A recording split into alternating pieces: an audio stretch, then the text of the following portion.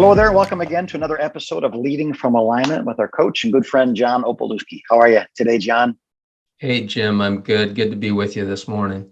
Right on. Hey, I really enjoyed our last pod, 155, because I think it touches on something that has a deeper power to discourage leaders than just about anything else that can happen. And I love the counsel. The advice was wise and clear, biblical, and very applicable. Would you just recap the topic and then what we talked about in pod 155 before we get into 156? Sure. It was entitled When Parishioners Attack, Part 1. I guess there's enough to talk about that we need two parts. And so what we really were rapping about, Jim, in 155 was no matter how great a leader you are, you're always going to have some people who don't like you. And some people who are very verbal about their dislike. And I think anybody who's led for any time who's listening today, they have instances flashing in their mind. You know, they have faces of people or situations, flashbacks to moments where they felt like they were under attack. And, you know, when you're a young leader, especially, and I don't think it's just young leaders, by the way, that have to wrestle with this. Everybody. I know guys that are my age who still struggle with this. But when that vocal minority who thinks you're not the right guy for the role, the right girl for the role, and they come after you, you know, it's very easy to let their loudness negatively impact you. So we started in pod 155 talking about what do we do? You know, what can we do when parishioners come after us like that? And so last week we unpacked two behaviors. One was get in touch with truth. And essentially what we said there, Jim, is try to ask yourself, is there any truth to what they said? Words because there may be, right? But some of those, even though they present it wrong, there may be something right in their words to consider. Yeah, that's right. And so the punchline of that one was when parishioners attack, extract the truth and discard the rest. So that was the first one, get in touch with truth. The second behavior was get in touch with why. And you know, we challenged our listeners and watchers, Jim, to ask, you know, it seems you're upset about this. Why is that? What are you afraid of? Is there something you're afraid of? Or is there something about this that feels threatening to you or confusing to you? You know, some people attack because they fear change or they fear losing control. They fear growth. In momentum because, you know, like, what does this mean? I'm no longer a big fish in a small pond. I know that sounds terrible, but I do think there's some of that mentality, right? And in those cases, do your best as a leader to be understanding. We talked a little bit about the difference between a wounded sheep and a wolf in pod 155. That is worth the price of admission, just listening to that little part, because I think it's really important for us to distinguish between the two. Not everybody who attacks you is a wolf. And not everybody who attacks you is just a wounded sheep. We need discernment. We need because how we respond to a wounded sheep and how we respond to a wolf is going to be different. So that's kind of the recap of last week. Great. So we get into this week's teaching now, part 2, before we get to part 3D, where bad people jump off the screen at us with our 3D glasses on. But give us the next one, number 3. So when parishioners attack, get in touch with your value. Huge. You know, in God's eyes, you are more valuable than the work you do. And more valuable than what others say about the work you do. That doesn't mean you should be lazy. That doesn't give you permission to perform poorly. It simply means this: when the vocal minority screams, remember, your value does not come from their opinion of you. Now, that sounds really simple, doesn't it? Yeah, it's not. But I mean, the thought is simple, right? Unpacking that thought is unpacking the soul of a human being. Why do I want them to love me so much that I'm willing to compromise to get them to love me too? Yeah, right. I mean, those are deep questions. Yeah. Why do people put up with abusive relationships? If you're on the outside looking in, you scratch your head and you think, don't they see what I see? And the answer is no. They don't see their intrinsic value. They don't understand how much God loves them. They don't realize that they don't deserve to be treated like that. Right. And so when people that you're leading and that you care about come after you, get in touch with your value. Yeah. I've observed this in all of my years of leading, that people tend to be fickle. Mm-hmm. They can be fickle. They tend to do what's in their own best interests. Yeah. Paul even said that in Philippians chapter 2. He said, everyone looks out for their own interests, not those of Jesus Christ. Yeah. Kind of a bold statement, right? It's a default setting, right? That's the default setting of humanity. I think so. And that's a good way to kind of wrap that. So if that's true, if everyone looks out for their own interests, if that's true, and I believe it's true, in default, right? Yeah. In default mode, why would we put our sense of value in other people's hands? It's dangerous. Yeah. Well, I think it's because we don't know, right? That we are looking for someone to tell us we're pretty or smart or brave or strong, or we're looking for someone else to give us value. And boy, that can be in the right hands. That's wonderful, right? I mean, a husband should tell his wife her worth and her value and her beauty, and a wife should tell her husband, and it matters whether they believe or don't believe those things, the love and respect, words. But man, if that carries on to every other human being or the people we're serving, it can get ugly fast. And I'll say this too: wolves and wounded sheep, I think, know how to play that game better than the pastor does. They've made a living out of getting attention or gaining authority or position, or by using these tools. If a pastor doesn't know his worth or her worth, there really is an accident waiting to happen. Yeah. The only person I've ever met who's never been fickle, ever, is Jesus. Yeah. Yeah. He's the exact opposite of fickle. Yeah. He loves you and me when we succeed and when we don't. Yeah. He thinks we're awesome. Legitimately, he thinks we're awesome when the vocal minority thinks we're not. Yeah. If you get your sense of value from your parishioners and they attack, it will throw you off your stride. It will throw you off your game. That's where loss of sleep starts to happen, and all kinds of thought patterns that aren't healthy that begin to try to dominate you. I was talking with a client the other day who just said, John, around every corner it feels like there's another one coming at me, you when you work with somebody like that who's just a stand-up, wonderful, amazing leader, and you see the pain etched on this person's face, Jim, as a coach and mentor. Your heart just goes out to them. But the message is the same. You know what? Get in touch with your value. And the truth is, legitimate and lasting value, you can only find it. You can't find it in the ministry. No.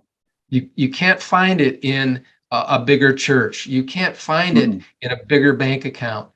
And I know this sounds so basic, but I keep coming back to it in my own personal life over and over, Jim, is that it is in that adopted relationship. I've been adopted. Ephesians 1:5, according to God's will and his pleasure.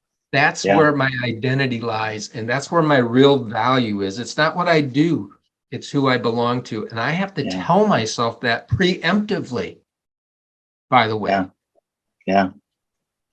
So that when the attack comes, there's that base, right? Like it doesn't penetrate as easily because I have that assurance that I'm loved and I'm valuable to God. What do you think about this third behavior? Get in touch with your value. I think it's the ball game. We're talking about identity, and security comes from identity, not from the opinions of other people. You kind of think, how can you illustrate this? You go, what if a person were a multimillionaire? They were royalty and they knew it, but they put on common clothes and they walked into the factory to work, and the boss said, "You're an idiot." And but you own the factory, or your father does. You're a terrible worker, but you're not. He's just a hurt man. It helps you to see humanity so differently, and that thought that because nobody gave me my identity, no one can strip me of it, because no one, so good. No one can really tell me who I am but my Creator. And knowing what my Creator said, I would have to agree with the accuser of the brethren to arrive at that conclusion. And why would I agree with the accusations against me when I've memorized the things that God has said about me? It makes perfect sense. But again, back to the default setting, I think the factory setting of our heart is somebody tell me I'm pretty, somebody tell me I'm smart, somebody tell me I'm brave, somebody tell me I'm worthy. And that is the struggle, right? From the orphaned mindset to the son or daughter to the heir, is that's the struggle, is to believe ever increasingly greater things about what God has said about me as my reality, being transformed by the renewing of my mind. Because the person that's a millionaire doesn't need your money. The person that's royalty doesn't need your applause. The person that knows who they are doesn't need you to fill in any blanks. There's no blanks. And I think moving towards that, my father is who my father is, which makes me who I am. And therefore, the people can try to take things away, but they can't, because they didn't give them to me. Again, I think these are fairly simple fairy tale type truths, but man, getting them in your heart, it will be tested by people 100%. Close to you and enemies of you, and And I think sometimes when we talk about something at this depth, that there's an intimidation factor sometimes, Jim. Like maybe someone who's within earshot of our voice is thinking, it just seems a million miles away from me. That seems so far. And all I would say to you, it is worth every ounce of struggle you put into acquiring this. This is one of the most important things you can do. It will affect, Jim, it will affect everything in your life, not just your ministry. It will affect your family. It will affect your friendships. It will affect your calendar. It is so foundational. And so when parishioners come after you, remember who you belong to. And remember how he feels about you and toward you. Every second of every day, he feels the same way. He dances over you with joy. He's delighted in you. And I could go on and recite scripture. Scripture. But I'm going to leave that to the listener. Please go ahead. It's just a quick story. I'm probably 30 years old. The church is in the throes now, in my first 6 to 12 months of the changes of me coming in as a new senior pastor. And you ever had somebody, they pretend to be your friend because they say all the negative things people are saying about you, but I told them they're wrong about you, and don't worry, I'm on your side. And it's just destructive gossip. Now, we had this lady, and that was kind of her ministry, was misery, standing between people that are complaining. She said, I want you to know, when they're complaining about this that you did and that you said and this that you're not doing, I told them, listen, I defended you. He's just a dumb kid. Give him some chance to figure out how to be a pastor, because he doesn't know how to be one. And it was just, I just had it. You know what I mean? We're standing at the door of the church. People are coming and going. I turn around and I just said, you know what? I'm not a dumb kid. And I refuse to take that. I don't receive that. I'm not a dumb kid. I'm a pastor who's been sent by God to serve this congregation. I understand people have differences, but I know what the vision of the Lord is for this church, and I will lead it in any way. I don't need you to defend me, and I never need you to come to me and tell me all the accusations against me. It's not helpful to me. It's poison to me, and I'll thank you never to do that again. And I didn't read her the riot act, but I created a boundary. You trying to embrace or endear yourself to me by telling me all the rotten things people are saying about me to prove that you're on my side is not helpful to me. So you need to just that opening in your face, it needs to close, and that coldness in your heart, it needs to warm, and go back and tell your people, this is the vision. I am the pastor, and this is the direction we're going. And they don't have to stay. They don't have to even like it, but this is what we're doing because my master, I'm your servant, but you're not my master. My master is leading this church forward. That's where we're going. And it fundamentally changed our relationship. And that she didn't speak to me for probably a month, which by the way, was not a missed voice in my life. And when she did talk to me, it's as if it never happened. And she didn't tell me any more about what people were saying until she finally left the church. My dad used to say, some people create happiness wherever they go, and others whenever they go. You know what I mean? She was the second.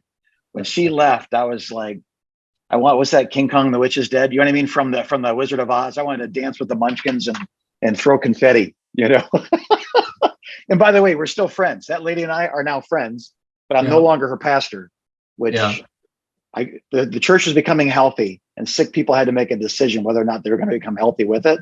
Yeah, those who couldn't moved on, and we became friends because I was no longer her pastor. So anyway, thanks for letting me share that story. That's good. So let's recap before we jump into the final one here. Yeah. So get in touch with the truth, get in touch with why, get in touch with your value. Yeah. Let me give you one more, and that is get in touch with reality. Yeah. When I read the New Testament, I see the church struggling periodically with people who attacked its leaders. Yes. Yeah. And if these godly pioneers face the vocal minority, why do we think we won't? Right. I don't know. I came into pastoral ministry with a set of rose-colored glasses on. I don't think anybody should come into ministry cynical or jaded. We don't want you to do that. No. What we want you to do is have a real set of glasses on. Yeah. And just realize this is part of leading. Yes. I'm not saying with this fourth behavior of getting in touch with reality that we excuse poor parishioner behavior. I'm not saying we shouldn't deal with it promptly and pastorally, especially if these attackers have influence. Here's what I'm saying. I'm simply encouraging you to expect criticism from time to time so that when it happens, you won't be shocked. Yeah. Jim, I would have been miles ahead. Remember the story about the elderly lady in Pod 155? Yeah. Who stopped me on the way up to the platform. I'm 29, and she grabs me and she says something not nice to me. Yeah. I would have been so much farther ahead if I had told her, I can't talk to you about this right now. Yeah. If you like, I can chat with you, for a couple of minutes after the service, instead of allowing her angry words to ruin my next 3 days. Yeah. Which is what happened. I mean, I'm embarrassed to admit it, but I allowed that encounter to wreck the next 3 days of my life. I mean, I simply could have extracted the truth from her, from that encounter, tried to understand her perspective, remind myself that my value comes from being a child of God. Yeah. And then just tell myself, you know what? Anybody who leads anything faces this kind of stuff. Especially today. So that's the fourth one. Get in touch with reality. What do you think?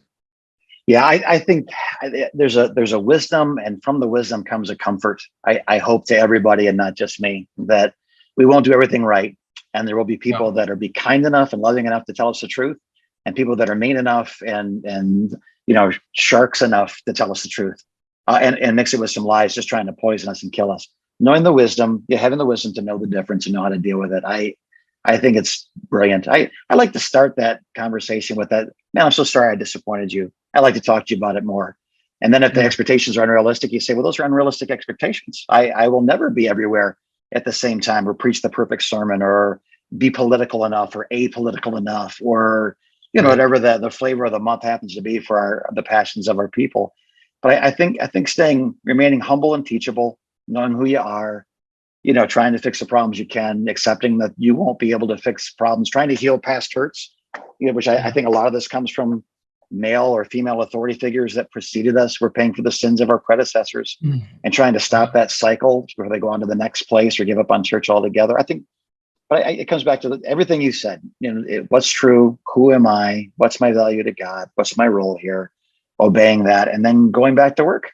Yes.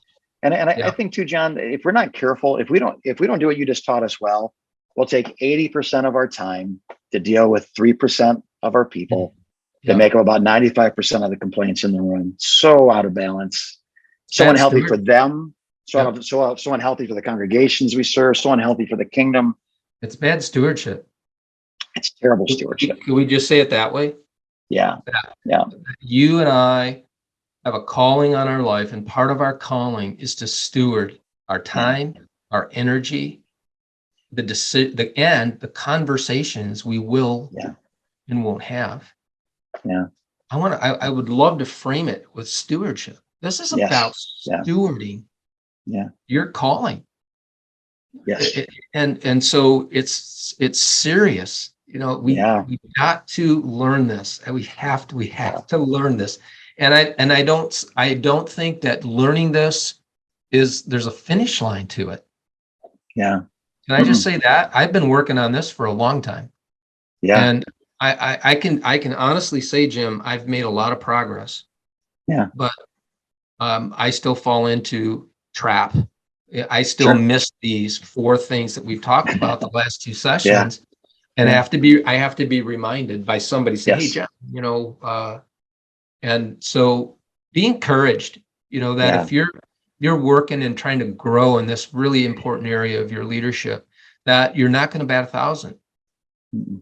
But if you're batting 0 right now, and you can get that average up to 300, you're making progress, and we want to cheer you on.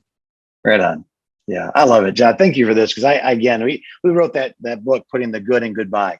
Yes. Having a good, honest, open conversation about the comings and goings of people, and we brought some of this out in that resource that's available on the website from Converge. But it's that's the final conversation. That's the making understanding. But these are conversations that can come long before that conversation. But there's going to be some similarities. It's just coming to grips with who you are, what you're called to do, who God is, what He says about you, who they are, what your role is in their life. And once you realize those things, and you have that, you talked about you need to be reminded. I look at this as like there's certain medication in my nightstand or in my medicine cabinet. I got a terrible headache. I know what to reach for. I got a broken heart. I know what to reach for. It doesn't mean my heart doesn't get broken. It means that I know the cure. I have something that helps with this pain when I experience it. And to ask ourselves these self-analytical questions and kingdom analytical questions it's just, thank you for putting this medicine, this balm, at our disposal, because all of us need it sooner or later. If we haven't needed it yet, then welcome to your first day of senior pastoring. It's going to be great. God bless you. And God bless our listeners and our watchers. If you're, going, man, I need this, but I could use more. convergecoach.com/something. What is that? Convergecoach.com. Contact, or you can go right to the website and click on the contact us link. Yep. So, again, a listening ear, a loving tone of voice, someone can understand what you're going through to talk to you about this stuff. Half hour, it's free. We can help you beyond that. We'd love to. If we can't, but you do need help beyond what we can do, we'll send you to someone who can help you with no kickbacks. This is kingdom. Right. This is not, yes, there's a business side to all things kingdom, but this is kingdom. And we are great fans of leaders, particularly those in pastoral ministry. And if we can help you in any way, it'd be an honor to serve you. So God bless you. And we hope that you have a great Tuesday. Go get them as you continue to lead from alignment.